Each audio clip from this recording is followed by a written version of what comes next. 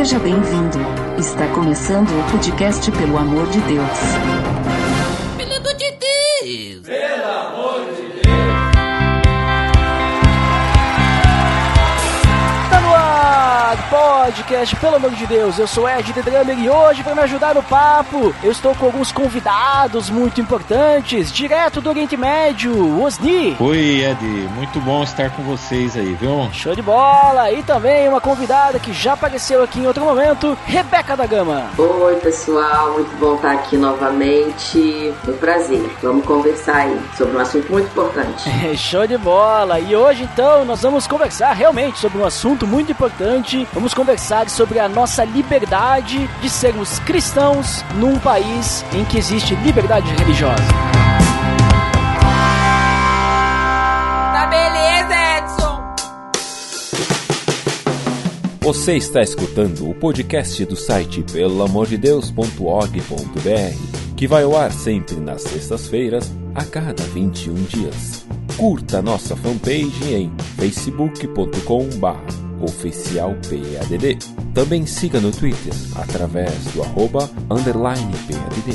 Ou entre em contato conosco através do e-mail contato@pelamordedeus.org.br.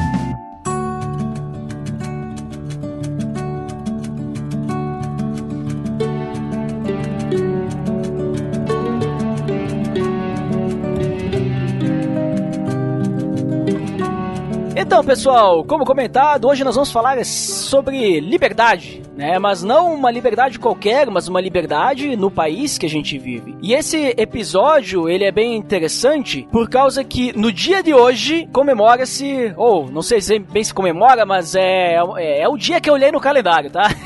Hoje é o dia da igreja perseguida e também, ao mesmo tempo, é o dia da democracia, vejam só. E vocês já devem ter ouvido falar sobre a igreja perseguida, comentamos em outros 2 episódios já, inclusive, link no post, o episódio sobre a igreja perseguida e o episódio sobre o Shockwave, que postamos aí recentemente. E falando então sobre essa questão de igreja perseguida, temos também a questão da democracia, que é aquela história que é uma questão política, né, democrático, escolhas democráticas e tudo mais. E falando sobre isso, então, sobre liberdade, nós temos então países que têm liberdade de religião e países que não têm liberdade de religião. E é muito interessante hoje porque nós temos 2 convidados que estão em países diferentes, né? A Rebeca está no Brasil, é porque eu tô no Rio Grande do Sul, né? Então é outro país.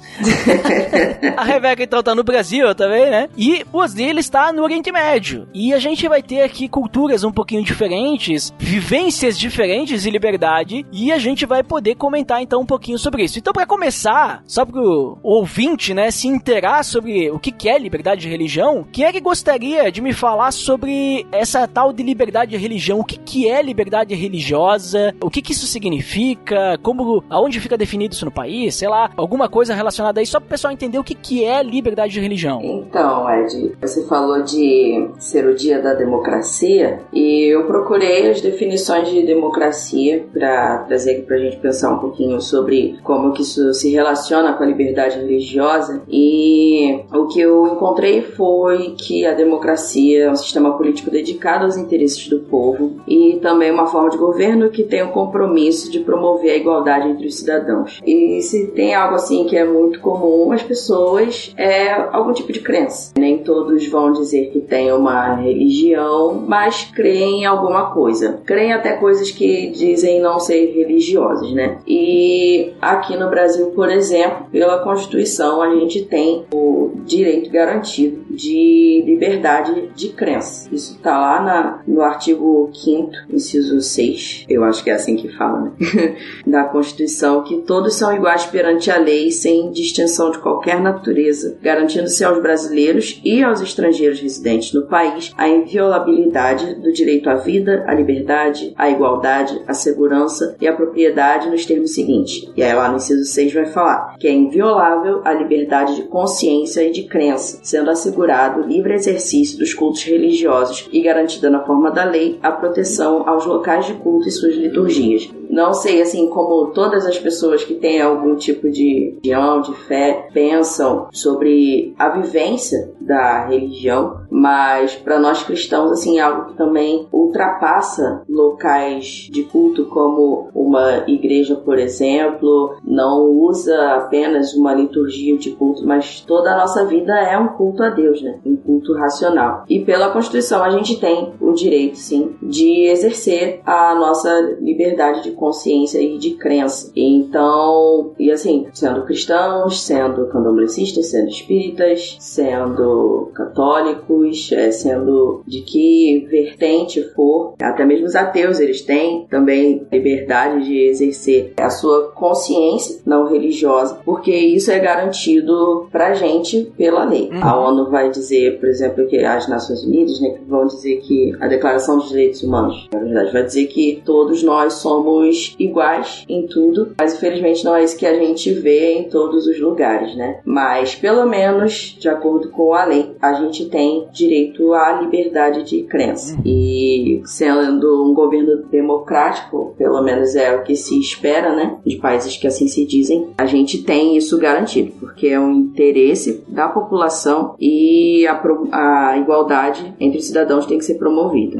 Mas, que nem tu comentou, né? Nem todos os países têm essa liberdade de religião, né? Isso. Então, pelo que eu entendi que tu comentou aí, liberdade de religião basicamente é tu ter liberdade de exercer ou tu poder ter a fé que tu quiser, né? Então, tu não é obrigado a seguir uma coisa específica. Tu não é obrigado a ser cristão, Isso. não é obrigado a ser muçulmano, não é obrigado a ser budista, espírita, sei lá, né? Isso mesmo. Assim como a liberdade de crença é garantida pra gente, também é punido o tratamento vexatório, de acordo com a fé de alguém, e também o proselitismo. Você não pode obrigar alguém a ter a sua crença, a seguir a sua religião. Entendi. Mas então, assim, temos alguns locais, alguns países, até alguns países, vamos dizer assim, que eles têm uma certa liberdade, né, de crença, mas tem algumas limitações, né? Eu lembro que eu conversei com o Alexandre Milhoranza sobre a França, né? Inclusive, link no post aí pra você conferir. E lá, por exemplo, apesar de existir liberdade religiosa, o cristão e todas as outras religiões, eles só podem exercer a sua fé dentro da igreja, no culto. Eles não podem evangelizar. Então eles não podem fazer um culto público que eu digo assim, na rua. Eles não podem distribuir panfletos. Eles não podem falar de Jesus para as outras pessoas na rua. Agora, se eles estão lá na igreja e alguém entra na igreja, aí tudo bem, pode ser evangelizado. Então já tem uma certa perseguição, vamos dizer assim. Não existe uma falta de liberdade em alguns pontos. Mas, Osni, tu pode comentar para nós um pouquinho aí sobre essa falta de liberdade, né? Sobre países onde não há liberdade de religião. Como é que fica a situação daí? Isso, Ed, usando aí o link também daquilo que a Rebeca já mencionou, né? Dentro da missiologia, nós dividimos o mundo todo, todos os países do mundo, em 3 grandes blocos, assim, né? Nós temos o bloco C, que são países que dão total liberdade religiosa para a pessoa escolher a sua crença, escolher a sua maneira de culto e até mesmo a liberdade de ser ateu, como já foi mencionado aí pela Rebeca. E esse nós chamamos de grupo C, que inclui também o Brasil aí como um país que dá plena liberdade para seus cidadãos decidirem o tipo de crença que desejam seguir. Nós temos um outro grupo, um outro bloco de países no mundo, que a missiologia para também, que é o grupo B, que são países que oficialmente, né, eles dão uma liberdade religiosa, a lei protege o cidadão de escolher a sua religião. No entanto, não há um crescimento assim histórico, um crescimento substancial da igreja, do evangelho. As pessoas são fechadas ou a própria família resiste à crença. Então, apesar dos países darem aí uma certa liberdade, a sociedade não dá na prática essa liberdade, que nós chamamos o bloco B. E aí nós temos o bloco mais difícil, que é o bloco A, que está está incluído o Oriente Médio e países da Ásia, que é onde eu estou há 18 anos, onde não há uma liberdade religiosa, onde não há uma liberdade do cidadão escolher a sua fé. E como a maioria desses países, né, são muçulmanos ou hinduístas, né, dentro de alguns países da Ásia aqui, então a pessoa que nasce dentro de um contexto islâmico ou um contexto hinduísta, que são os dois blocos maiores assim dentro desse bloco A de países no mundo, a pessoa não tem nenhuma liberdade nem concedida pelo governo e nem pela sociedade de mudar de religião. Então o fato dele mudar a sua crença, isso pode causar a prisão, perseguição e no último estágio a pena de morte, né? Que às vezes não é uma pena de morte oficial que exercida pela polícia, pelo governo, mas até mesmo pela sociedade, né? O próprio irmão que mata o outro irmão, ou o pai que mata o filho, e assim que eles exercem a própria lei, né? E essas leis nesses países nós temos uma lei aqui chamado a lei da vergonha, né? Quando você recebe alguém que se converteu, eles têm uma ideia de que trouxe uma vergonha para a família, então eles têm o direito de exercer isso, né? Então eles podem tirar a vida da outra pessoa para preservar a honra da família, e eles eliminam a vergonha da família, e isso então é permitido por lei, porque a pessoa deixou de cumprir aquilo que ela deveria e deixou de ser da religião que ela nasceu e foi criada, né? Então esses países não têm nenhuma liberdade religiosa, os países do bloco A, que é onde eu estou inserido há 18 anos já, trabalhando com cristãos que vêm desse contexto de nenhuma liberdade religiosa. Uhum. Esse aí já é um ponto assim bem maior, né, do que aquele exemplo que eu dei da França, porque ali, além da pessoa não poder mudar de religião, ou muitas vezes não poder exercer a fé cristã, ainda é punível com morte, né, porque lá na França, se tu, sei lá, sair tentando converter não, mas evangelizar pessoas na rua, tu não vai ser punido com morte, né, tu vai ser preso, vai levar uma multa, não sei, né, vai ter que pagar uma multa aí, alguma coisa, exatamente, né? E nos países do Oriente Médio, né, essa questão religiosa, ela é tão forte, né, ela é tão evidente na sociedade, que na sua identidade, né, antes de vir o seu nome ou o número da sua identidade, vem a sua religião. Então vem em letras garrafais assim, né, que você é um muçulmano. E essa identidade, ela é para o resto da sua vida. Você jamais pode mudar para cristão, ou para hinduísta, ou para budista, ou qualquer religião que você abraça. Se você é um muçulmano para o resto da vida, você vai ter na sua identidade a religião ali islâmica ou muçulmana, né? Então isso daí é muito forte, que há essa impossibilidade de você mudar a sua própria identidade, né? Mesmo que você mude a sua religião na maneira prática. Então isso é muito forte mesmo, a falta de liberdade religiosa que há aqui nos países do Oriente Médio. Mas nesses países, se você nasce numa família não muçulmana, você pode mudar na sua identidade para que você é muçulmano?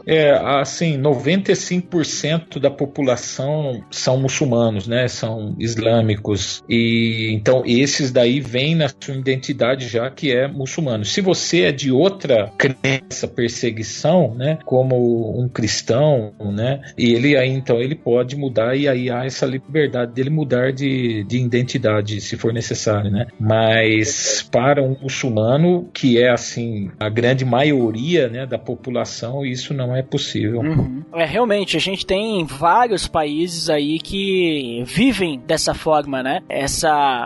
Não existe liberdade de religião, então existe essa perseguição. Alguns países são ditaduras, outros países são repúblicas presidenciais, mas ao mesmo tempo também não tem essa liberdade. A gente pode citar vários: China, Coreia do Norte, que é o primeiro na lista mundial da perseguição, segundo a Portas Abertas, está sempre lá em primeiro lugar, né? Coreia do Norte. Exato. 17 anos consecutivos.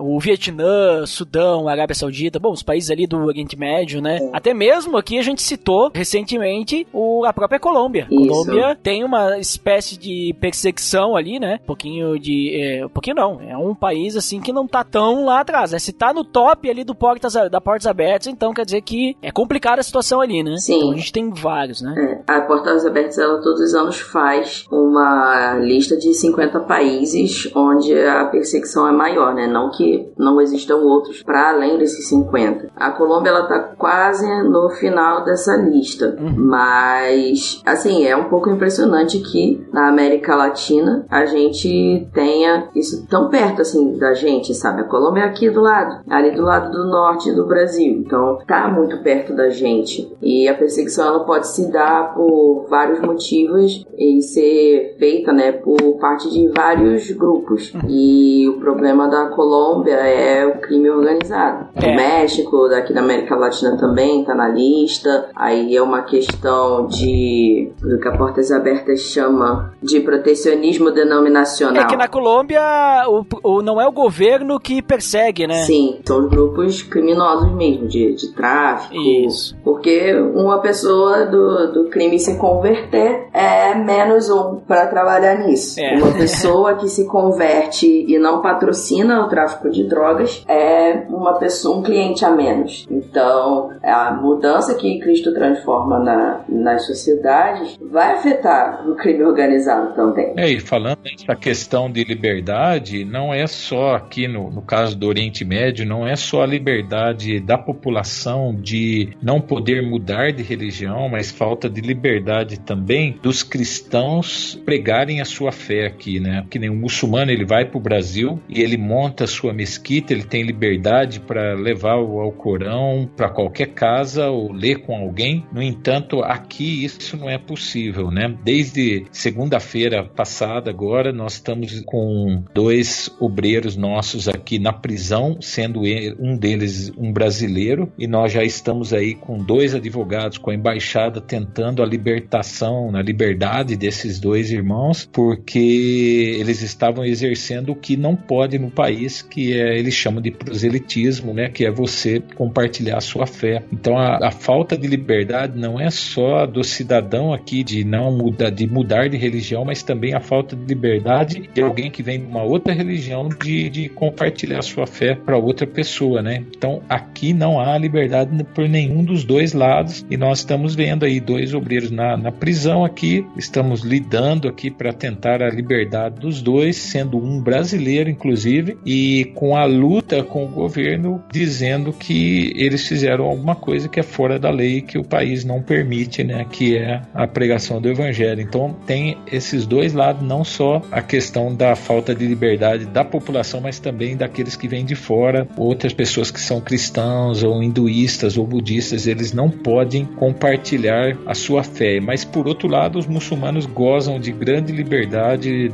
no resto do mundo, onde eles vão e montam as suas mesquitas e podem levar a sua religião, né? Então tem esse contraponto aí também nessas 2 questões. Isso é muito triste.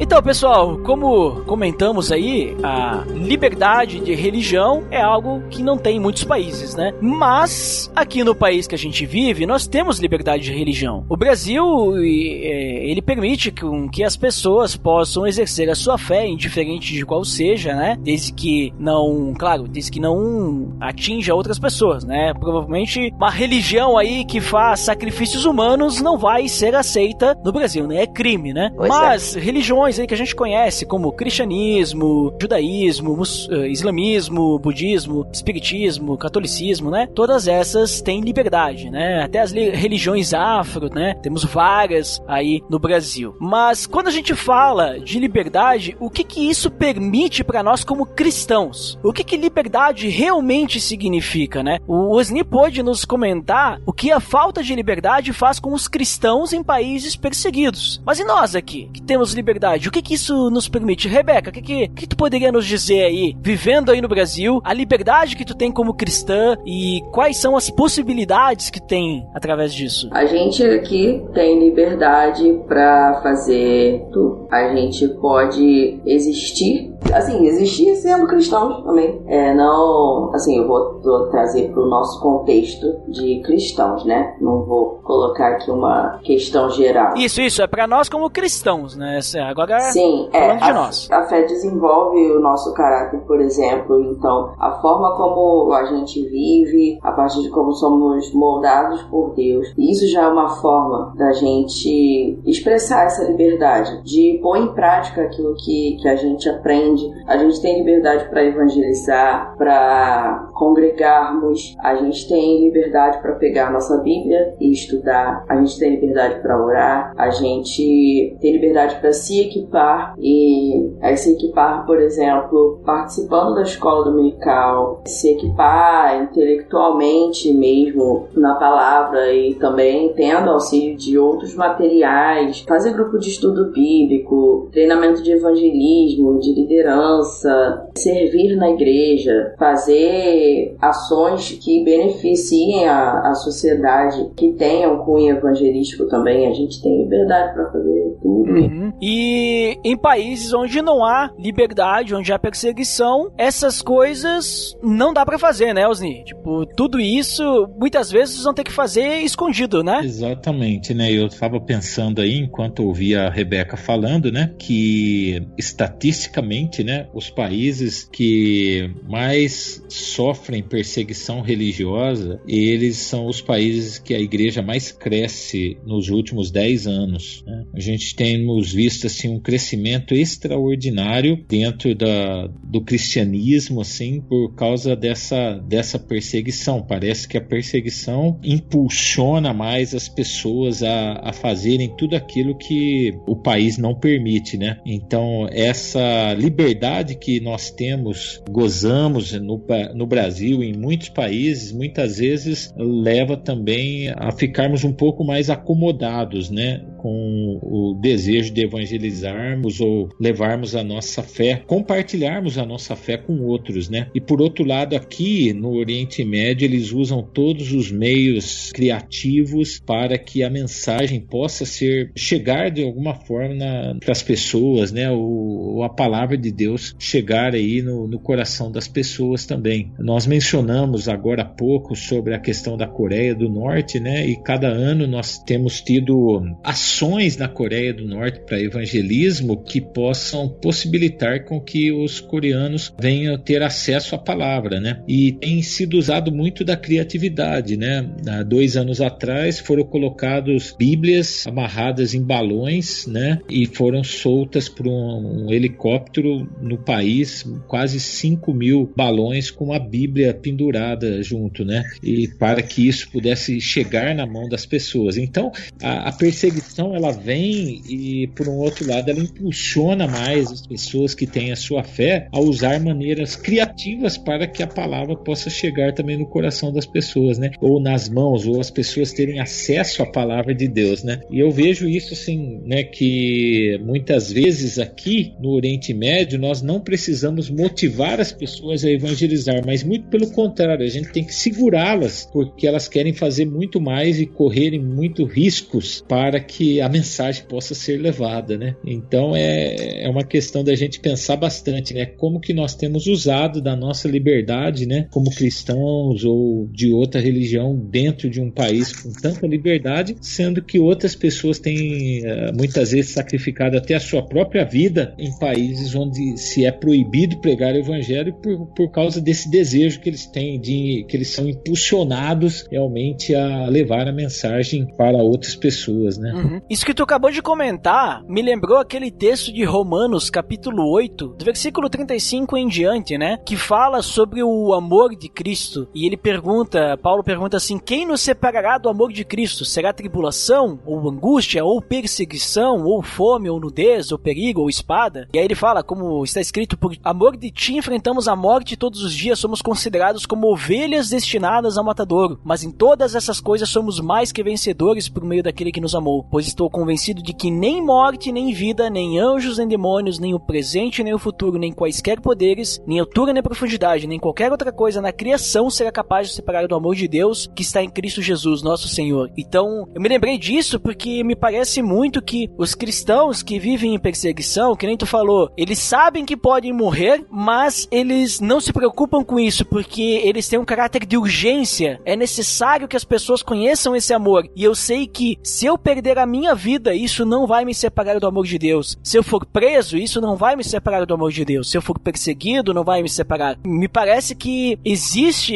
esse amor muito arraigado no coração dessas pessoas para arriscarem suas vidas para que mais uma pessoa possa conhecer o Evangelho. Não sei se tu concorda com isso. É verdade. E adicionando tudo que você falou, né, eu concordo plenamente, né, mas adicionando com isso, né, nós temos no Sermão do Monte, né, em Mateus 5, onde Jesus fala que são bem-aventurados aqueles que são perseguidos por causa do Evangelho, né, ou por causa da justiça. E é uma coisa que eu percebo aqui nos cristãos perseguidos é que eles nunca pedem para que a perseguição acabe, mas eles sempre pedem oração para que em meio à perseguição eles possam perseverar. Então eles nunca dizem assim, ora por nós para que a perseguição termine aqui, porque eles entendem que é bem-aventurado, que é uma coisa boa ser perseguido por causa do Evangelho, mas o que eles pedem é oração para que em meio à perseguição eles possam perseverar na fé, né? Então isso é muito, muito interessante, porque sempre quando eu peço oração pela igreja perseguida no Brasil, das muitas orações, na grande maioria, as pessoas orem para que Deus acabe com a perseguição, mas os próprios cristãos perseguidos não pedem isso. Eles pedem perseverança em meio à perseguição, porque eles sabem que eles são bem-aventurados quando são perseguidos por causa da palavra da justiça. E agora que tu falou isso, me lembrou outro texto de Paulo também, 2 Coríntios capítulo 1, bem no início ali, versículo 8, 9, 10, que ele fala exatamente isso que tu está falando, que como a oração ela é importante para o cristão que está passando por algum tipo de perseguição. Ele fala sobre a perseguição que sofreu, e no versículo 10 ele diz assim, ele nos livrou e continuará nos livrando de tal perigo de morte. Nele temos colocado a nossa esperança de que continuará a livrar-nos, enquanto vocês nos ajudam com as suas orações. Assim muitos darão graças por nossa causa, pelo favor a nós concedido em resposta às orações de muitos. Então realmente, isso que tu acabou de falar, é o que Paulo viveu, né? E é o que o cristão em situação de perseguição tem vivido, né? Então realmente, possamos orar por essas pessoas, para que elas possam perseverar, que elas possam continuar com a esperança, né? De que Deus está com ela e vai livrá-los, vai mantê-los na fé, temendo a Deus, perseverando na caminhada, né? Amém, amém, verdade. Eu acho que o fato da gente orar para que a perseguição acabe, não para que os nossos irmãos que são perseguidos perseverem, consigam passar por isso e ainda firmes no Senhor, acho que é porque a gente está acomodado. A gente não passa por isso. A gente não pode ver uma pessoa dizendo que não gosta de crente, que a gente já se sente muito perseguido. E é claro que isso pode incomodar, mas não chega nem perto do que esses irmãos passam. Mas acho que é porque a gente se acomodou muito em muita coisa. E então a gente não valoriza as coisas de Deus como eles valorizam. Eu não tô falando que a igreja brasileira tá toda desleixada, mas, por exemplo, o que essas pessoas gostariam de dar em troca de uma Bíblia, por exemplo, de poder ter uma Bíblia, e a gente tem, e nem sempre a gente lê. Eu tô falando isso até por mim também. E a gente tem uma variedade de diversões, de capas, de complementos, comentários, várias coisas que podem nos ajudar no nosso crescimento espiritual, e a gente não sabe como é não poder ter acesso a isso, acesso à palavra de Deus. A gente não sabe, não tem dimensão da preciosidade de estar em comunhão com os irmãos, como eu acredito que esses irmãos que são perseguidos tenham. Que eu acho que se a gente soubesse como que eles gostariam de ter o que a gente tem e a gente valorizasse o que a gente tem, a gente pediria melhor, a gente oraria melhor. Não para que a tribulação cessasse, mas que aquilo que eles não têm também pudesse ser viabilizado para eles, apesar da perseguição, que a gente conseguisse aprender com isso. Uma coisa que eu vejo aqui, né, que eles decoram muito as escrituras, a palavra, né, e eu cheguei a questioná-los disso, né, por que vocês gostam de decorar muito a palavra, né, de decorar muito a Bíblia, e eles sempre disseram que nós não sabemos até quando nós vamos ter a Bíblia com a gente, né. Talvez amanhã a gente vai ser preso, vai ser privado das escrituras, então nós precisamos ter ela no nosso coração gravada para que a gente continue nos alimentando dessa palavra, né? Então esse é o valor também que eles dão na palavra de Deus, né? Da importância da palavra de Deus. E muitos não têm como ter a palavra na sua casa, às vezes anda quilômetros, né? Aqui temos casos de pessoas que andam quilômetros para ir na casa de uma outra pessoa para ler a Bíblia, né? Todos os dias fazem isso, né? Porque eles não podem ter a Bíblia na sua casa. Então, realmente, quando a gente tem essa facilidade, muitas vezes nós deixamos de dar o valor, né, que a palavra tem e é importante para as nossas vidas, né, para o nosso alimento espiritual. Sim. Lá em Filipenses, em 29, Paulo fala: porque vos foi concedida a graça de padecerdes por Cristo, e não somente de crerdes nele, pois tendes o mesmo combate que viste em mim, e ainda agora ouvis o que é meu.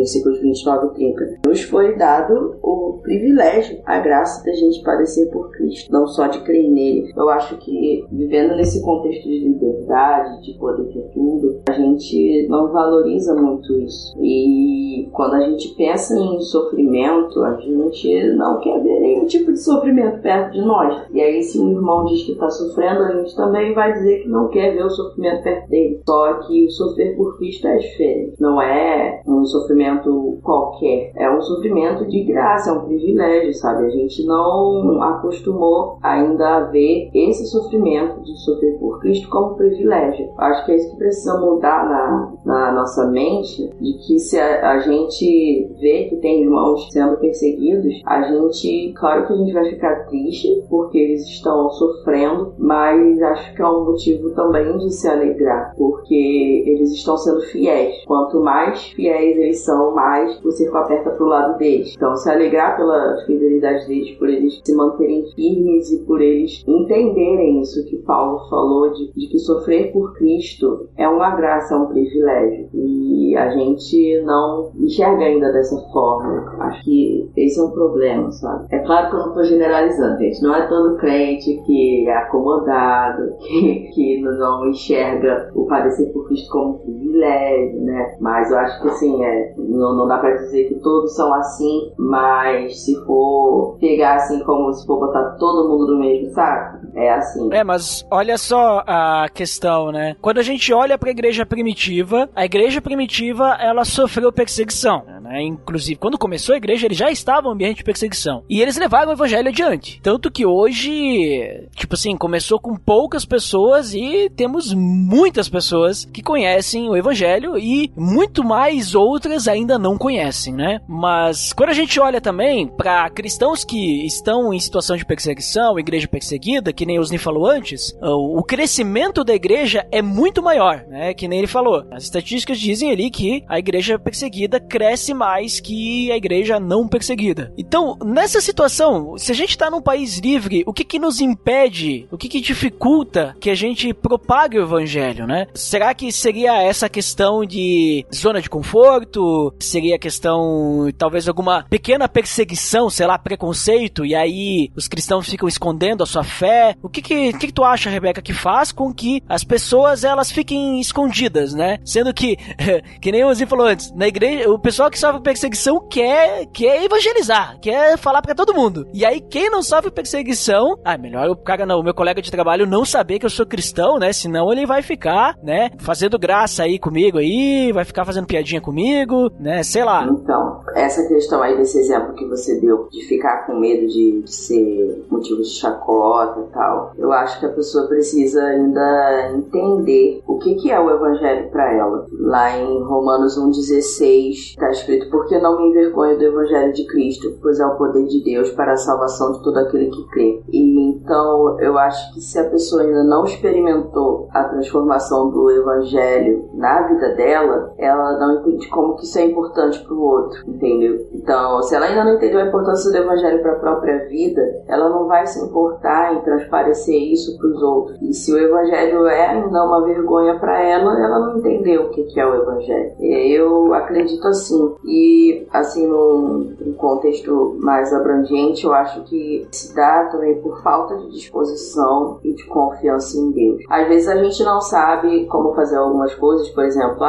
eu sou cristão, eu quero falar de Cristo, mas eu ainda não sei como falar, não sei como introduzir uma conversa espiritual para falar de Deus, não sei como transmitir isso mesmo. Há várias formas, através de relacionamento intencional, ou mesmo se você vê alguma pessoa que esteja passando por alguma situação, mesmo que você não tenha um relacionamento com ela, mas se ela te der abertura para conversar com ela, você pode trazer Cristo para essa conversa, você pode trazer Cristo para qualquer desconhecido também. E eu acho que também é uma questão de prática e de você confiar em Deus. Eu acho que a indisposição também, isso da zona de conforto, né, deixa a gente muito estagnado. Então, por que a igreja brasileira não está crescendo tanto quanto a igreja do Oriente Médio, por exemplo? E vamos colocar aí que o Brasil é um país bem grande. Quantas pessoas estão dispostas a ir tanto a lugares longe quanto lugares perto, sabe? Quantas pessoas estão dispostas a ir falar de Cristo para sertanejos, para ribeirinhos que vivem mais isolados, que não estão em lugares como as grandes cidades, por exemplo, onde as coisas se propagam com muito mais velocidade. Quantas pessoas estão dispostas a ir até eles? Quantas pessoas estão dispostas a ir até o vizinho, ao colega de trabalho, ao colega de faculdade, da escola? Então, se a pessoa não se dispõe para algo simples, sabe? Não nos foi dado só o privilégio de crer em Cristo, de acreditar em Jesus, dizer que Ele é o nosso Salvador, mas não tratá-lo como Senhor, não tratá-lo como prioridade, só estar na igreja todos os domingos.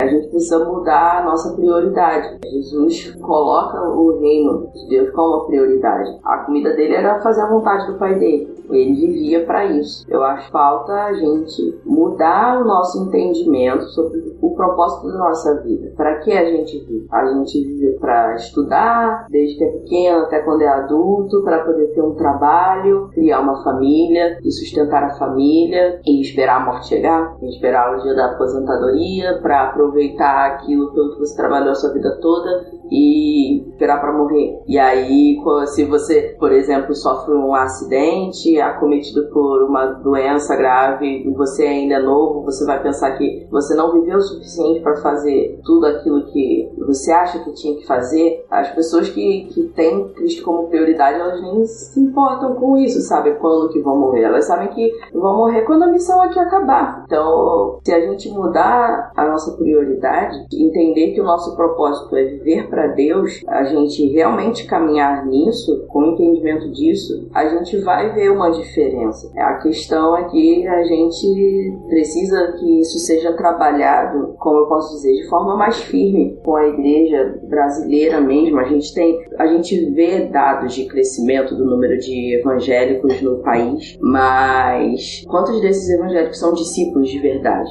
Quantos são discípulos fiéis? Quantos entenderam o propósito de suas vidas? Quantos que estão fazendo discípulos nos lugares mais próximos até os lugares mais longe? Quantos estão entendendo a importância do trabalho missionário? Quantos se entendem como missionários? E quantos não são nominais, sabe? Porque é muito fácil você dizer, eu acredito em Jesus. Isso aí que você me falou aí de Jesus querer me salvar, isso faz sentido pra mim. Mas é te salvar do quê ou pra quê? É só te salvar de condenação, te salvar do inferno e garantir que quando você morrer você vai pro céu? Ou é te salvar pra viver pra Ele? É te salvar pra glorificar a Deus, pra conhecê-lo? Jesus fala que a vida eterna, conhecer a Deus, conhecer a Cristo.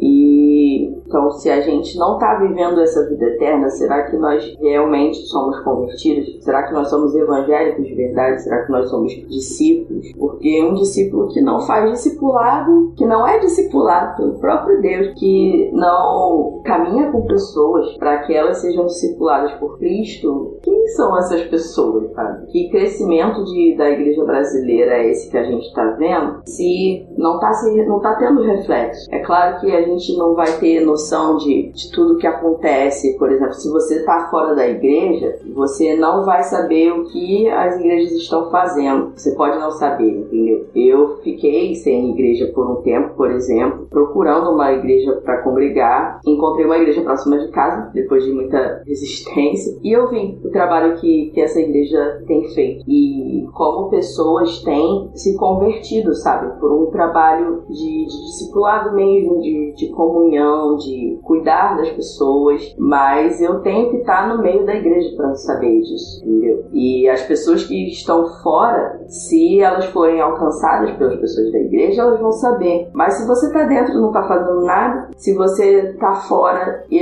não está vendo ninguém fazer nada, que crescimento é esse, sabe? Eu acho que é muito controverso. Cresce em números, mas não em efeitos. Eu acho que falta a gente enxergar ainda de verdade o crescimento dessa igreja, sabe? Eu fico impressionada quando eu ouço, por exemplo, que a igreja no Irã está crescendo assombrosamente. Eu fico, nossa, eu não estou sabendo disso, sabe? Se não vier, por exemplo, alguém como o Osni, como a Portas Abertas para me dizer, eu não vou saber. Mas eu entendo que seja um contexto de perseguição, então a informação tem mais dificuldade de chegar para mim. Mas aqui no Brasil, eu vejo pessoas se convertendo, eu vejo que tem sim crescido o número de discípulos, mas não parece condizer com aquilo que a gente vê, às vezes, em dados que aparecem na internet, que há número de evangélicos cresceu tanto no Brasil. Por que a corrupção não diminui? Porque as pequenas corrupções de cada um, de, por exemplo, furar fila, de querer ter de propina, porque essas pequenas coisas não somem, sabe? Porque a gente não vê diferença nessas coisas.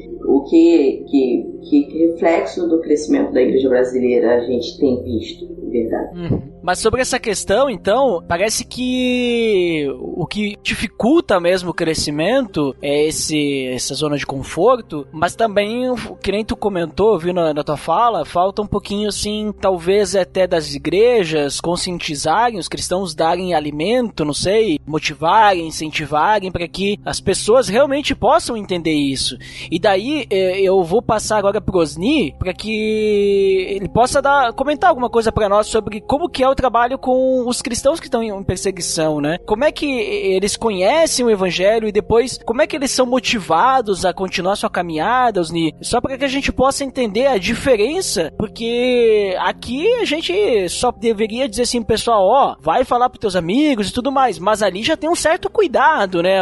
E mesmo assim o pessoal quer mesmo. O que motiva tanto o cristão perseguido a evangelizar, mesmo com a sua vida em risco, Osni? Então, eu creio que eles vêm de um contexto assim já de uma religião que é bastante exigente e opressora, assim, né? E aí quando eles encontram algo que é a graça, né? A graça de Deus, esse amor de Deus que não é presente em muitas religiões, isso assim mexe muito com eles, né? Essa relação de pai e filho que nós temos com Deus, né? Que traz proximidade, tudo. Eu creio que isso é um fator assim que mexe muito com o emocional deles, né? Mas uma grande causa também que eu vejo aqui, né? Principalmente no contexto do Oriente Médio, que eu estou mais inserido aqui, é que quase 80% das conversões elas acontecem primeiramente com um ato sobrenatural, né? A pessoa ou ela tem uma visão, ou ela tem um sonho, ela tem alguma coisa assim que traz um impacto muito grande na vida dela. Eu não diria que é a conversão completa, ainda eles precisam entender o evangelho e serem discipulados, iniciados, mas é aquele primeiro impacto que traz eles próximo da fé, e aquilo ali fica algo assim muito real, muito evidente na vida deles, e lendo as escrituras eles conhecem um Deus que é um Deus totalmente diferente do Deus que eles cresceram, né? O Deus do islamismo. Eu até escrevi um artigo, né, um tempo atrás, que o título desse artigo era o Deus que o islamismo não conhece, né? Que é o nosso Deus, o Deus da graça, o Deus do amor, né? No islamismo, Deus só é justiça. Se você não orar 5 vezes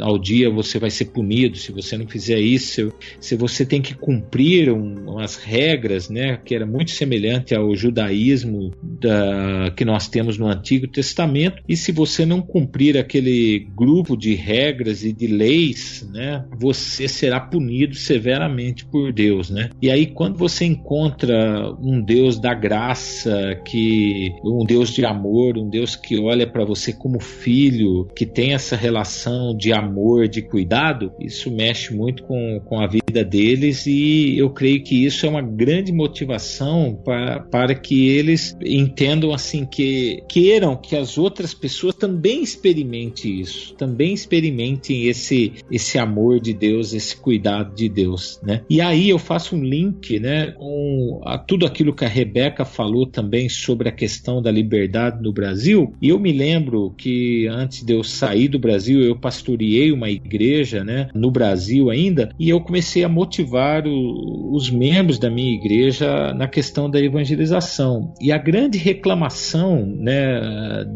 das pessoas, dos membros da minha igreja naquela época, foi que eles não sabiam levar a mensagem, eles não sabiam pregar. Eu não sei como aproximar das pessoas, eu não sei o que falar, tal, né? E aí um dia eu reuni com a igreja e fiz um estudo sobre a vida do apóstolo Paulo, e você vai perceber na vida do apóstolo Paulo, que foi um grande pregador, um dos maiores missionários, né, que a história da igreja já teve. 80% da pregação dele foi o próprio testemunho dele, né? Quer dizer, eu era uma coisa e hoje eu sou transformado, eu sou outra pessoa. E eu comecei a motivar a minha igreja. Eu falei, olha, vocês não precisam ter um curso de teologia, vocês só falam o que vocês eram antes de Cristo e o que vocês são agora. E aí uma coisa que eu, né, pontuei para eles foi o seguinte: se você não tem essa história de vida, é porque você ainda não é discípulo, ainda você não experimentou essa graça. Porque uma vez que a gente experimenta essa graça de Deus, que a gente experimenta essa salvação, nós queremos falar para os outros: olha, eu era dessa maneira, mas agora eu não sou mais, agora eu sou uma nova criatura, agora eu sou uma nova pessoa. E eu creio que às vezes isso falta também em muitos cristãos, não só no Brasil, mas no mundo em geral. São pessoas que acostumaram com a religião, eles são amigos da igreja, mas eles não tiveram uma experiência de salvação profunda ainda, de conhecer, de dizer, não, eu era assim, hoje eu sou totalmente transformado, hoje eu sou outra pessoa. Porque esse é a maior pregação que a gente pode passar para as outras pessoas, né, que é o testemunho pessoal. E eu vejo quantas pessoas são abençoadas aqui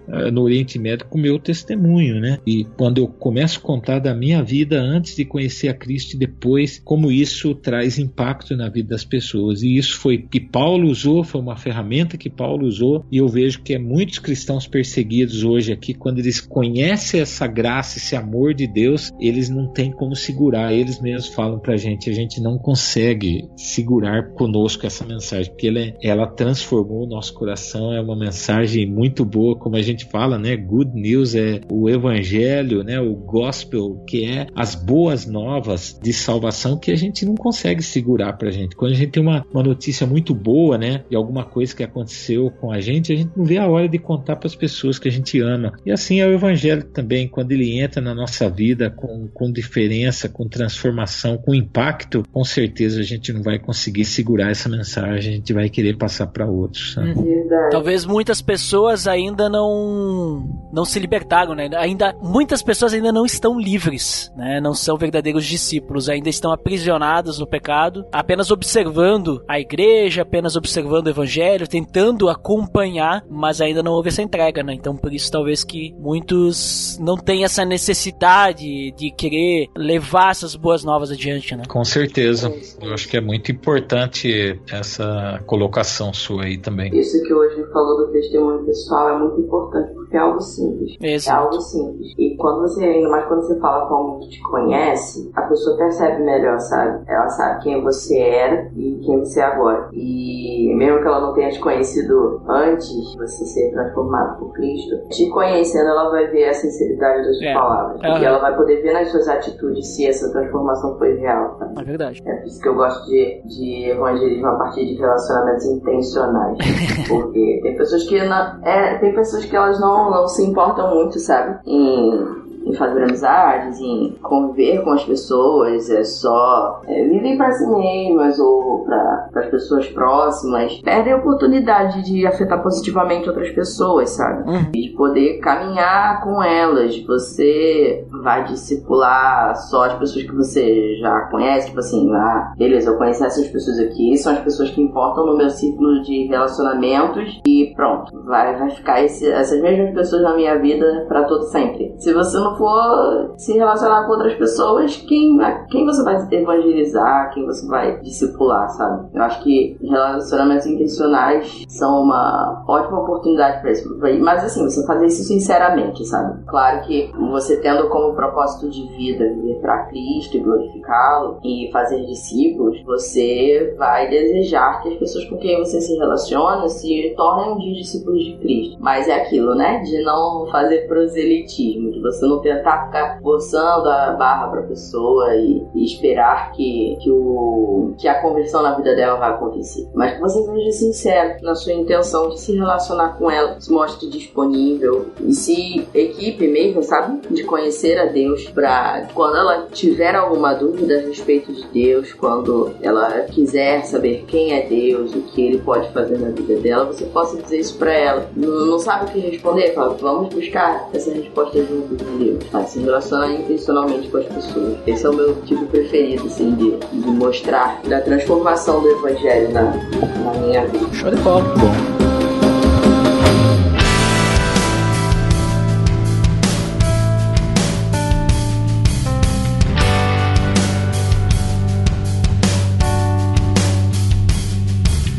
Muito bem, pessoal, considerações finais. Muito legal o papo que tivemos. Para mim foi muito interessante aí o nosso papo, conhecer essas opiniões que vocês trouxeram, essas revelações, vamos dizer assim, né? Sobre a questão de liberdade e também os locais onde nós não temos liberdade, até para fazermos um paralelo. E agora então vamos para as considerações finais. Eu vou pedir primeiro para a Rebeca. Por favor, diga-nos o que você finalmente considera. Bem, algumas coisas eu fui falando aí pelo caminho, né, de não se envergonhar do Evangelho, de fazer discípulos, não deixar de congregar. Eu acho que todas essas coisas podem nos ajudar, vão sim nos ajudar a viver o propósito da nossa vida, de viver para Deus, fazermos discípulos. E se você tem alguma vergonha do Evangelho, te sugiro orar, convido a orar por isso, falar com Deus. E sinceramente, de forma sincera, abre mesmo seu coração para Deus e se disponha a ser transformado por Ele. Se você quiser que Ele transforme a sua vida, você se abrir para isso mesmo, Ele vai transformar, sabe? Então, deixe Jesus te ensinar o que é viver para Ele, não se envergonhar do Evangelho, e você vai poder caminhar, viver a sua vida para glorificá-lo, para fazer discípulos. Eu queria também deixar mais um versículo, uma frase e um link no post aí para vocês. Opa! Um versículo: não deixemos de reunir-nos como igreja, segundo o costume de alguns, mas encorajemo-nos uns aos outros, ainda mais quando vocês veem que se aproxima o dia. Isso está lá em Hebreus 10, 25. Quando a gente conhece assim, um pouco da igreja perseguida, a gente vê que essas pessoas, elas tentam dar todos os jeitos possíveis para, mesmo de forma secreta, eles estejam juntos, sabe? Eles estejam em comunhão, eles congreguem. Então, se até correndo risco de vida para poder estar com outros, se encorajar uns aos outros, se fortalecerem, orar uns pelos outros, buscar juntos o conhecimento de Deus, se até correndo risco de vida, às vezes, essas pessoas, esses irmãos fazem isso porque a gente que vive num país livre não vai fazer. Então, se você não tá na igreja, eu também te sugiro que você ore para encontrar encontrar uma igreja saudável que ensine a palavra de Deus fielmente, de pessoas não perfeitas, tá? São pessoas e ninguém é perfeito, mas de pessoas que estejam dispostas a ser transformadas por Cristo e que você se disponha também a aprender com essas pessoas e se coloque à disposição do Senhor para que Ele te use para ensinar outras pessoas também, para que você e outros irmãos sejam encorajados. O dia que Jesus vai voltar está próximo. A gente não sabe o quão próximo, mas a gente sabe que Ele vai chegar e que a gente possa se apresentar a Deus aprovado, que a gente possa crescer como igreja de Cristo mesmo e se fortalecendo, suportando uns aos outros em amor, para que o reino seja expandido. A frase que eu vou deixar é do Bill Bright, que ele diz que o êxito ao testemunhar consiste em compartilhar Cristo no poder do Espírito Santo, deixando os resultados com Deus. Compartilhou Cristo? Você orou por isso? Orou para que você tenha orado para que o Espírito te dê as palavras, te use para fazer a vontade dele, dizer às pessoas aquilo que elas precisam ouvir? Você confia que os resultados estão na mão de Deus, que você pode dar o seu testemunho pessoal, você pode pregar, você pode evangelizar da forma que for, mas que a conversão da pessoa não está nas suas mãos, mas está nas mãos de Deus. Você confia que Ele faz as coisas, que é Ele que opera tudo na vida das pessoas. Se você compartilha Cristo no poder do Espírito, deixa os resultados com Deus, você está tendo êxito ao testemunhar Ele, você está tendo êxito ao evangelizar, ao dizer a transformação que Ele tem feito na sua vida. E link no post, coloca aí o site da Portas Abertas do Brasil, que é portasabertas.org.br. Vocês podem conhecer mais sobre a igreja perseguida, vocês podem ver lá esses 50 países que a gente falou da lista mundial de perseguição desse ano. Você pode ver os países que estão, se eles estão na mesma posição em relação ao ano anterior, se eles subiram ou desceram na lista, se é um país novo que entrou nessa lista. Pode conhecer contextos diferentes. Isso que o hoje falou, que na Ásia, por exemplo, tem muitos países islâmicos, países hindus. Há várias realidades e você pode conhecer um pouco mais dessas, e você também pode ver lá como você pode contribuir para que a igreja perseguida seja apoiada, fortalecida, equipada, para que líderes, pastores recebam treinamentos, que esses irmãos recebam bíblias, materiais cristãos, evangelísticos, para que eles também tenham suporte em outras coisas, não só na questão de evangelismo e de estar equipado biblicamente, mas também de assistência, mesmo assistência social. Tem ações para levar água potável, para levar medicamentos. A Portas Abertas faz um trabalho bem abrangente e é muito bom poder conhecer esse trabalho e fazer parte disso. Você pode fazer parte do que Deus está fazendo no mundo, tanto com a pessoa que mora do lado da sua casa, com a pessoa do seu trabalho e até fora do seu país, mesmo que você não saia dele, mas ofertando também, investindo financeiramente, ofertando o seu tempo, a sua oração. Você também está participando da grande comissão. É isso. Então, link no post. E muito obrigado aí pela tua participação, Rebeca, por conversar aí conosco. Eu agradeço o convite, Ed. E agora, Osni, suas considerações finais, então? Isso, Ed. O apóstolo Paulo, em Atos, capítulo 20, versículo 24, eu creio que ele faz um sumário de toda a sua vida e seu ministério, quando ele diz: porém, em nada considero a vida preciosa para mim mesmo, contanto que complete a minha carreira e o ministério que recebi do Senhor Jesus para testemunhar o evangelho da graça de Deus. Quer dizer, na visão do apóstolo Paulo, não existia nada mais precioso na vida dele a não ser que ele cumprisse o ministério por o qual ele foi chamado, de testemunhar o evangelho da graça de Deus. Eu creio que nós precisamos usar muito a liberdade que Deus tem nos dado ainda, como nação brasileira, de testemunharmos esse evangelho da graça de Deus. E aqui no nosso ministério, no Oriente Médio, nós temos um slogan que a gente gente carrega, né, conosco nesses 18 anos de ministério aqui, e esse slogan diz assim, ou essa frase, né, diz assim: coragem para ser diferente e o compromisso para fazer diferença. Então,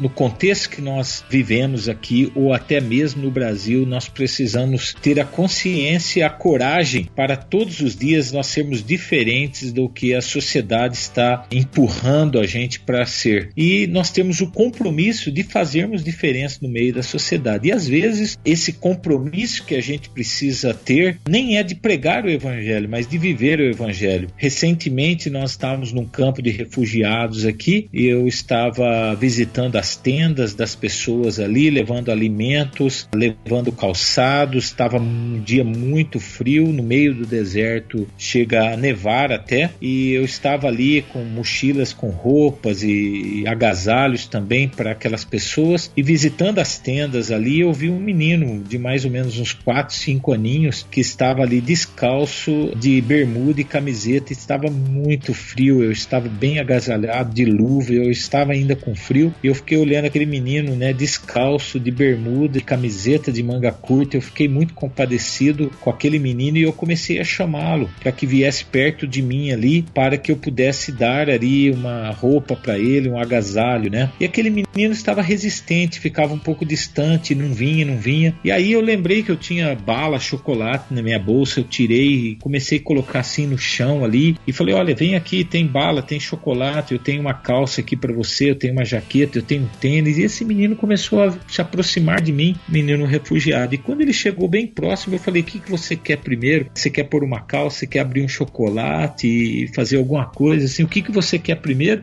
E aquele menino, né, de uns 4, 5 aninhos, ele olhou para mim e falou: tio, eu quero um abraço. Nossa. E eu abracei aquele menino, e com a vontade de chorar até, porque enquanto eu abraçava ele, eu olhava todas as coisas que eu pus ali no chão, que eu ofereci para ele, mas a carência emocional desse menino era tão grande que ele não estava precisando de um agasalho, ele não estava precisando de um chocolate, de uma bala ou de uma luva, ele estava precisando de um abraço. E eu creio que hoje as pessoas sem Cristo, as pessoas no mundo hoje, talvez não estão precisando de uma exposição teológica bem elaborada por nós, mas às vezes é um toque, é um abraço. Às vezes o nosso filho que está longe de Deus, ele está precisando de um abraço nosso, ele está precisando de um toque nosso. Hoje nós temos muitos amigos virtuais, nós temos muitos amigos nas redes sociais, mas nós temos poucos amigos que a gente pode realmente tocar, que a gente pode abraçar, e às vezes um abraço é o que vai mudar a realidade das pessoas aqui, né? Teve um jovem que veio me ajudar aqui no Oriente Médio por 15 dias, do Brasil mesmo, e ele disse assim: pastor, eu não sei falar inglês, eu não sei nem falar árabe, mas o que eu posso fazer aqui? E eu disse assim: olha, você pode abraçar e você pode sorrir. Abrace o máximo de pessoas que você encontrar e sorri para elas. E no último dia dele aqui, ele passou 15 dias comigo aqui, no último dia dele aqui fizeram uma festa, né? Muitos refugiados vieram, uns garotos, os meninos lá, mais de 60 meninos fizeram um bolo com ele, abraçando ele, agradecendo e falando várias palavras que ele não entendia nada, né? Mas de gratidão a ele. E esse menino veio, né, chorando, depois me abraçou e falou assim: Osni, eu não entendi uma palavra que esses meninos falaram para mim, mas eu nunca me senti tão amado que nem eu estou me sentindo hoje. Então eu creio que a questão da liberdade religiosa que a gente pode usar também no nosso Brasil é que nós possamos ser crentes mais amorosos, né? Que a gente possa abraçar mais, que a gente possa mostrar esse evangelho de amor para as pessoas que estão tão doentes, tão carentes emocionalmente hoje. Então nós temos essa coragem realmente para sermos diferentes, né? Um compromisso para nós fazermos diferença na vida das pessoas. E às vezes essa diferença vai ser feita sem nenhuma palavra, às vezes sem nenhuma pregação, mas às vezes um abraço demorado que o nosso filho, o nosso vizinho, o nosso amigo, a nossa esposa, o marido está precisando no dia de hoje. Então eu motivo a todos nós a abraçarmos mais com esse abraço de Cristo. Amém. Muito obrigado, Osni. Obrigado também por disponibilizar o teu tempo para conversar conosco. Foi muito interessante o papo. Obrigado, Rebeca, Osni. Obrigado também ao ouvinte que tem nos escutado até aqui. E eu também quero fazer então minha consideração final. Eu quero acrescentar o que vocês já falaram para não ser muito repetitivo. Então eu gostaria de dar deixar a dica, né? Se você talvez não tá se sentindo muito motivado e tudo mais, a Rebeca deu a dica ali de acessar a Portas Abertas e conhecer um pouquinho mais. Além de conhecer, pesquise os testemunhos dos cristãos perseguidos e principalmente ore por eles. Eu creio que isso vai ser uma ajuda de mão dupla, no sentido que eles vão te ajudar com o testemunho deles e tu vai ajudar eles com a tua oração. E orando, tu se importa com eles, orando, tu conhece mais a eles, né, através dos testemunhos, e creio que vai ser muito difícil tu sempre mantendo essa oração por esses cristãos, né, e ainda mais se tu pesquisar as pessoas e orar por pessoas específicas, olhando a vida deles, eu acho que tu vai se sentir um pouquinho, vamos dizer assim, desconfortável de ficar, digamos, parado sem fazer nada pelo evangelho. Acho que tu vai querer fazer alguma coisa. Tu vai sentir esse amor que eles têm pelo evangelho e tu vai querer fazer esse amor ir adiante. Então, ore pela igreja perseguida e aproveite ao máximo essa liberdade que nós temos aqui. Aproveite ao máximo. Fale com o seu vizinho e assim, que nem foi comentado antes, né? Não tem jeito certo de falar, né? A gente só tem que pregar as boas novas, tem que apresentar esse amor de Deus, né? Então, fica a dica pra você e pra quem fica pra área de feedback, até daqui a pouquinho, pra quem não fica, até o próximo episódio. Até mais! Tchau, gente! Atenção! Você está entrando na área de feedbacks. Fique ligado. Estamos na área de feedbacks do PADD. Fantástico! Hoje Dandeco não está aqui, mas temos a Geisa aqui. Oi, pessoal. Muito bem, Geisa. Diga para o pessoal qual é o nosso feed. Pelamordedeus.org.br/feed/podcast. Isso aí, também você pode assinar no iTunes e nos avaliar deixando as estrelinhas acessando diretamente pelamordedeus.org.br/iTunes ou pesquise lá pro PADD, pelo amor de Deus. Geisa, vamos então agora aos feedbacks do episódio anterior, Aflições desse Mundo. Quem que foi a pessoa estrogonoficamente sensível e inoxidável, ou seja, que tem brilho, que deixou o primeiro feedback? Denis Cruz. Opa, Denis Cruz, ultimamente só ele está aparecendo por aqui. O que ele disse? Fala, Ed. Ótimo tema. Nos faz lembrar o que Cristo afirmou sobre ele ser o caminho, a verdade e a vida. Sobre a vida somos gratos por nos manter. Sobre a verdade sempre a queremos. Mas sobre o caminho temos muitas interrogações, pois somos humanos inseguros. E o caminho, a jornada da vida significa imprevistos. Logo, aflições em nossa jornada.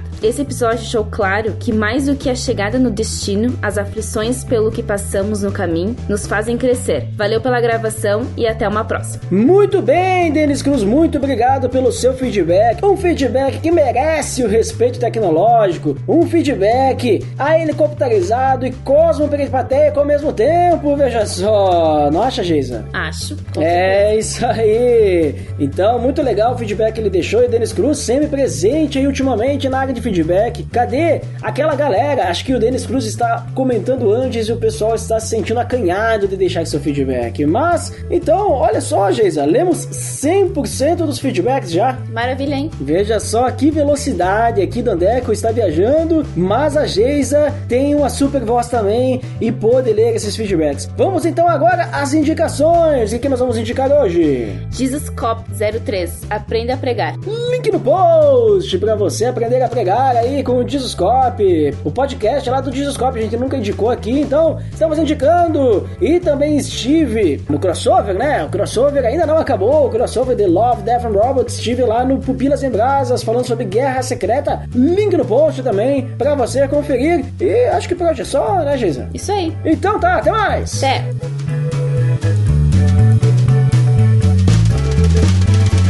Pelo amor de Deus!